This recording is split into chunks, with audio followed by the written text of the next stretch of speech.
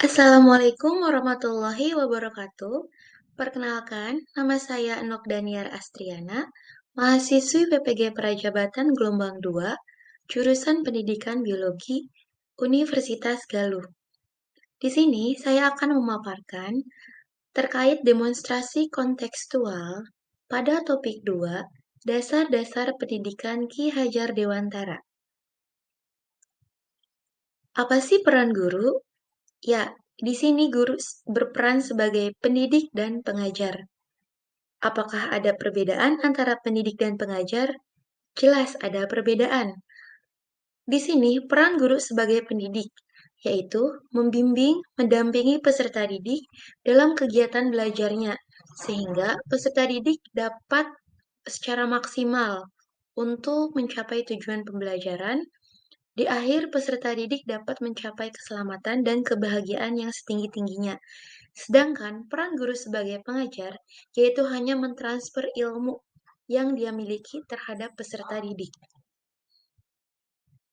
Sesuai dengan pemikiran Ki Hajar Dewantara, pendidikan memberikan tuntunan, menuntun, terhadap segala kekuatan kodrat yang dimiliki anak agar mampu mencapai kebahagiaan dan keselamatan yang setinggi-tingginya, baik sebagai seorang manusia maupun sebagai anggota masyarakat. Jadi, di sini tugas seorang guru atau pendidik yaitu mampu menggali potensi yang dimiliki oleh peserta didik agar potensi tersebut dapat berkembang secara optimal untuk mencapai kebahagiaan. Jadi yang perlu ditekankan bahwa pembelajaran yang dilakukan oleh guru harus membuat peserta didik nyaman, bahagia, tanpa merasa terpaksa, dan keselamatan yang setinggi-tingginya. Berarti peserta didik itu belajar sesuai dengan arah perilaku yang baik, baik sebagai manusia. Di sini pendidikan itu harus memanusiakan manusia, baik sebagai dirinya sendiri maupun sebagai bagian dari masyarakat. Pendidikan hanya suatu tuntunan dalam hidup dan tumbuhnya anak-anak kita.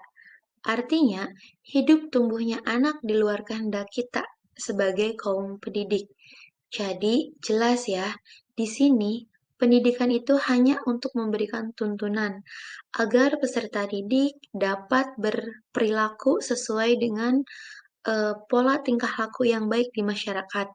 Jika tumbuh kembangnya di luar kehendak kita, itu ada faktor-faktor lain yang mempengaruhinya. Bagaimana sih pendidikan yang baik? Pendidikan yang berpihak pada peserta didik. Student-centered learning memiliki ciri sebagai berikut. Yang pertama, pendidikan yang sesuai dengan konteks diri peserta didik dan sosial budaya daerah asal. Jadi, peran guru atau pendidik di sini harus menyadari bahwa peserta didiknya itu berasal dari latar belakang keluarga yang berbeda, status sosial yang berbeda, adat istiadat, politik, budaya, dan tempat asal yang berbeda pula, sehingga masing-masing peserta didik memiliki karakteristik yang berbeda. Untuk yang kedua, pendidikan disesuaikan dengan kodrat alam dan kodrat zaman. Yang dimaksud kodrat alam di sini yaitu sosial budaya daerah peserta didik berasal. Untuk kodrat zaman, yaitu pendidikan harus mengikuti perkembangan zaman. Seperti untuk pendidikan saat ini, yaitu pendidikan berdasarkan abad 21, di mana pendidikannya itu sudah diintegrasikan dengan penggunaan teknologi. Untuk yang ketiga, pendidikan sesuai dengan prinsip asas trikon, kontinuitas, konvergensi, dan konsentris. Kontinuitas yaitu berlangsung secara berangsur-angsur.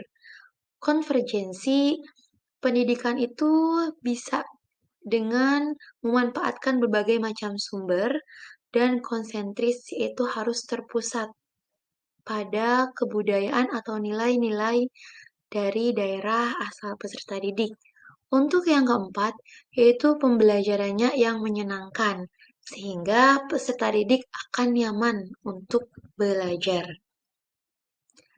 Pendidikan yang berpihak pada peserta didik, untuk yang pertama, yaitu guru mampu mengenali minat dan bakat dari peserta didik, di mana peran guru itu untuk menuntun, untuk mengenali, menggali potensi peserta didik.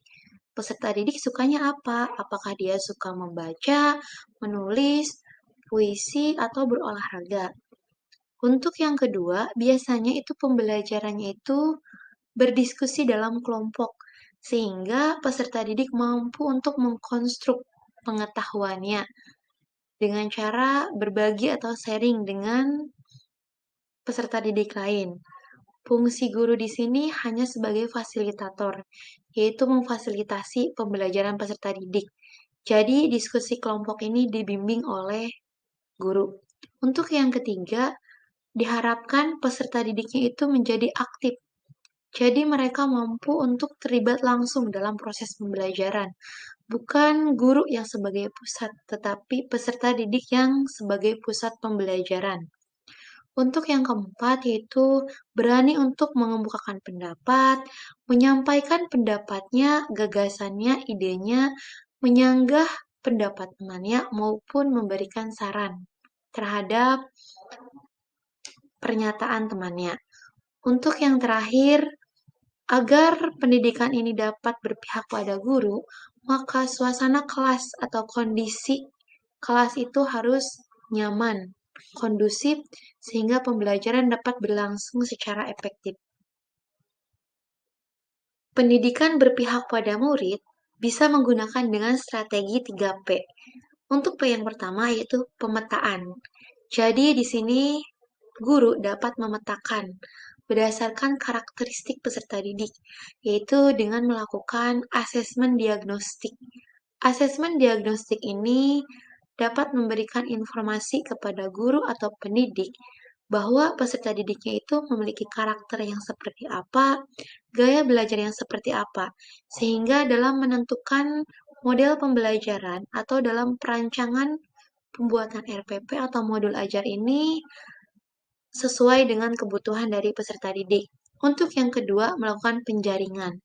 Jadi di sini biasanya peserta didik terbiasa untuk belajar sendiri, sehingga sekarang belajarnya itu lebih kepada kelompok.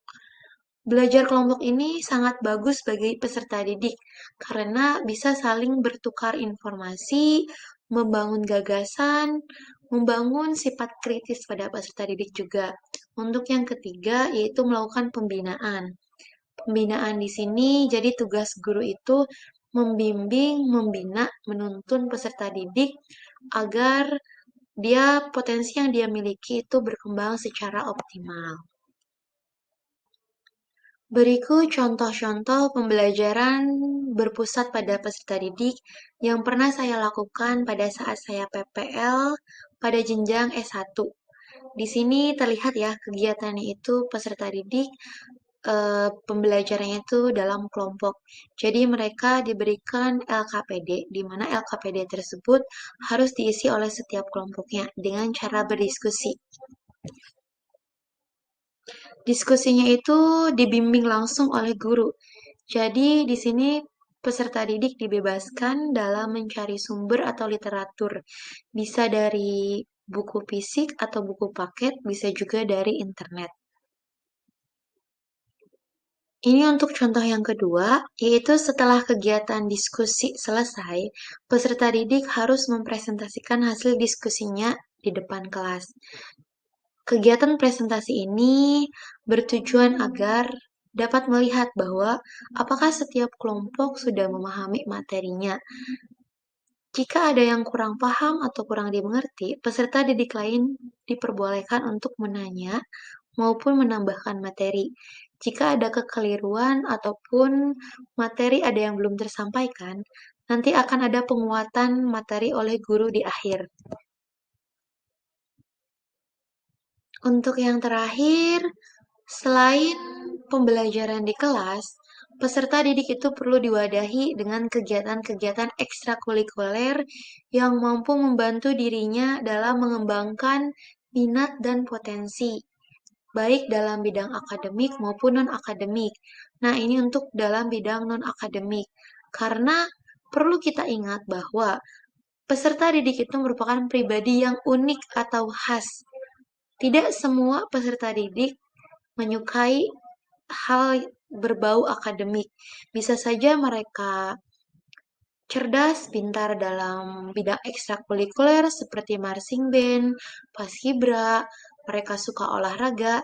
Yang terpenting kita sebagai guru bisa memfasilitasi, mewadahi segala minat atau bakat dari peserta didik agar minat dan bakat tersebut dapat berkembang secara optimal. Mungkin cukup sekian untuk pemaparan dari saya. Semoga pemaparan tadi dapat bermanfaat. Salam guru profesional. Bye.